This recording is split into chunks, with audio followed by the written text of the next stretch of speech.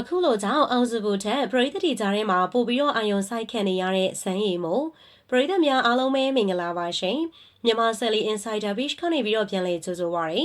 ဇန်းရီမိုးနဲ့အောင်စုဘူးတို့ကအခုနောက်ပိုင်းမှာတဟုန်တို့အောင်မြင်လာခဲ့တဲ့ဇက်မင်းသား2ဦးဖြစ်ပါတယ်အပြိုင်ဆိုင်အောင်မြင်တာဖြစ်တယ်လို့လက်မှတ်ကြီးရအစဘလောက်ပဲဈေးမြင့်ပါစေလူဝယ်ရတဲ့အထိသူမသားကိုမသားအောင်မြင်နေကြတာပါဒါပေမဲ့လက်တလုံးမှာတော့ TikTok နဲ့ Social Media Platform တချို့မှာအောင်စုဘူးထက်ဇန်းရီမိုးကပို့ပြီးတော့အာယုံဆိုင်ခံနေရတာတယ်ဇန်းရီမိုးကပရိသတ်တီကိုအပြေးအဝဆွမ်းဆောင်နိုင်ခဲ့ပြီးတော့ဆယ်လီတချို့ကြားမှာတောင်သူရဲ့နာမည်ကိုသုံးပြီးတော့ကြော်ညာတဲ့အထိဖြစ်လာခဲ့ပါတယ်အကြောင်းရင်းကတော့ဇန်းရီမိုးကိုရိုင်းတီဆိုထားတဲ့စက်တချင်းကြောင့်ဖြစ်ပါတယ်။ဇမ်မင်းသားတိုင်းမှာကိုပိုင်နာမည်နဲ့တချင်းတစ်ပုတ်ရေးသားတီဆိုလေးရှိပြီးတော့ပရိသတ်တီကိုဆွဲဆောင်ကြတာပါ။ဇန်းရီမိုးကလည်းသူ့နာမည်ကိုလူသိများသိစေဖို့အတွက်ကြော်ညာတဲ့တချင်းတစ်ပုတ်ထုတ်ထားခဲ့တာပါ။ဇန်းရီမိုးရဲ့တချင်းက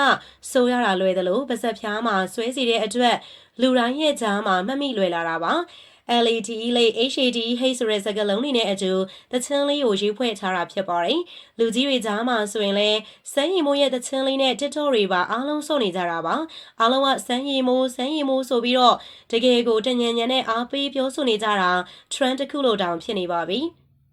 ဒါအပြင်တချို့ဆယ်လီတွေဆိုရင်စမ်းရီမိုးတချင်းအောင်မြင်နေတဲ့အတွက်အသုံးချပြီးတော့ကြော်ညာတွေပါရိုက်လာကြတာပါ။ကုန်ပစ္စည်းတချို့ကိုကြော်ညာတဲ့နေရာမှာစမ်းရီမိုးတချင်းလေးနဲ့ကြော်ညာပြီးတော့လူသိများအောင်လုပ်နေကြတာပါ။စမ်းရီမိုးကဇက်ထားထောင်တဲ့အချိန်မှာကားတဲ့အချိန်မှာသိပြီးတော့မအောင်မြင်ဘူးလို့ထင်ရပေမဲ့တဖြည်းဖြည်းနဲ့အောင်မြင်လာခဲ့တာဖြစ်ပါတယ်။အခုဆိုရင်တော့ဇက်တချင်းကပါပရိသတ်တီကြားကိုထိုးဖောက်နိုင်တာက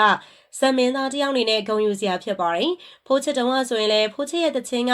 ပရိသတ်တီကြားထဲမှာတော်တော်လေးအကြိုက်တွေးစရာဖြစ်နေခဲ့တာပါ။အခုလက်ရှိမှာဇန်းရီမိုးရဲ့တချင်းကလည်းဖိုးချစ်ရဲ့တချင်းလိုပဲခြေရမိလာခဲ့တာဖြစ်ပါတယ်။ဇန်းရီမိုးကတစ်ဖက်မှာအာယုံဆိုင်ခံနေရတဲ့အချိန်အောင်စဘူးကပြဿနာတချို့ဖြေရှင်းနေရတာပါ။အကြောင်းရင်းကတော့အောင်စဘူးကပြီးတဲ့ညကဆိုရင်တော့ဇက်ကရင်နဲ့မတန်ဆွမ်းသွားလာတဲ့ပုံစံကိုပြည့်ရပြုခဲ့မိတာဖြစ်ပါတယ်။ရှိစရာဟာတာအဖြစ်ပြက်လုံးထုံမိလိုက်တဲ့အပေါ်မှာအဖွဲ့အစည်းကြားမှာပါပြောစရာဖြစ်လာခဲ့တာပါ။နောက်ဒီလိုမျိုးပြုမှုမျိုးမလုပ်ဖို့တားမြစ်ခံထားရတာလည်းဖြစ်ပါတယ်။တဟုန်တို့အောင်မြင်လာတဲ့အချိန်မှာဘာမှမလဲဆိုတာကိုစောင့်ကြည့်ခံနေရတဲ့အတွက်အပြုမှုတိုင်းကိုတေချာသတိထားမှသာဖြစ်တာပါ။စမ်းရီမိုးကလည်းသူအောင်မြင်နေတဲ့အချိန်မှာအမားမလုံးမိအောင်တေချာကယူဆိုင်နေတာဖြစ်ပါတယ်။စမ်းရီမိုးကကိုပိုင်ဇက်နဲ့မကနိုင်သေးတဲ့အတွက်အရာရာမပြည့်စုံတဲ့ဘဝကိုဖျက်ဆီးနေရတာပါ။ကားဆိုရင်လည်းဇက်ပိုင်ရှင်စီကနေအကျွေးနဲ့ဝယ်ခိုင်းထားတာဖြစ်ပြီးတော့ပြန်ဆက်နေရတာပါ။မိဘတွေကိုလည်းအိမ်ဝယ်ပေးချင်တာဖြစ်လို့အရန်ကိုစူးစမ်းနေရတာဖြစ်ပါတယ်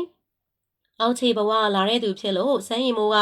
အောင်မြင်မှုအပေါ်မှာဂုံမမတ်ပဲနဲ့အောက်တက်လဲကြည်တဲ့သူဖြစ်ပါတယ်။ပြောရမယ်ဆိုရင်တော့တချို့ကလည်းဇန်းရီမိုးကိုအောင်စပူလိုမျိုးကိုပိုင်ဇက်ထောင်ပြီးတော့ကစီကျင်တာဖြစ်ပါတယ်။အခုလက်ရှိမှာစုကြီးငွေရအစ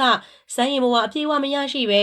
ဇက်ပိုင်ရှင်ပေးသလောက်ပဲယူရတာဖြစ်ပါတယ်။ဒါပေမဲ့အောင်စပူလို့ကိုပိုင်ဇက်ထောင်ဖို့ဆိုတာလဲဇန်းရီမိုးမှာသိန်းထောင်ချီပိုင်ဆိုင်မှုမျိုးမရှိပါဘူး။အခုလက်ရှိမှာဇက်တစ်ခုထောင်ဖို့ဆိုတာက